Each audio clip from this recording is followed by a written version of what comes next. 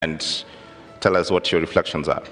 Thank you very much. Comrades, power. Power. Now I want us to do it a little differently. When I say people power, you say our power. People power. Our power. People power. Our power. Our power. People power. I want to make quick reflections. My name is Musila John Muisio, and I coordinate a social movement. This is the Activista movement. But I'm equally a member of the Kibera Social Justice Center. And there is a panel that came just before your panel, and these guys were speaking there, Billy, Nadia, and the other. And all they did before was to be on social media. They just used to tweet on things that pleases them. And for the first time, being on social media attracted problems to them, that they were abducted and all that. And I wanted to ask them a question, and I think I still need to ask a question to the room. Would they have seen themselves in a state that they've seen themselves, found themselves now? And the obvious answer could have been no. If it were me or Apiolal and a few others, being arrested today will not be a scare to us because we've been on the streets a number of times. Some of us have been arrested and all that. What has really happened with this movement, it has redefined what human rights defense is. This is not a career. Human rights defense is everyone's call to be an active citizen and demand service, demand accountability from its government. And so when I see young people today, every day spending every second on social media to just speak on issues of accountability from their government, I am so elated because it is no longer about a few who held the title human rights defense. But before I sit down, I want to make another just quick reflection.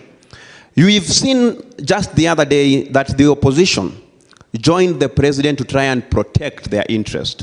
In 1975, before J.M. Kariuki was killed, he made a very simple statement that Kenya had become a country of 10 millionaires and 10 million beggars. Now today, the beggars have united against the millionaires of this country. And all they are saying, enough of you taking advantage of us. And it started very simply by rejecting the finance bill. So my last statement, smart as I sit down. The framers of the Constitution 2010, and I will read because I have posted it on my Twitter, said but a few things. That the greatest threat to liberty in Kenya is an all-powerful central government where only a few dictate the many. We've seen what the president has done in even curtailing the powers of our National Assembly, our legislature, which is a separate wing of government that should be holding this same executive to account. And this is because he is taking us back to an all-powerful central government, which the Constitution actually is against. But they were equally very cautious to realize that the rule of the mob, which is unguided at times, will lead to anarchy and, in the end, despotism.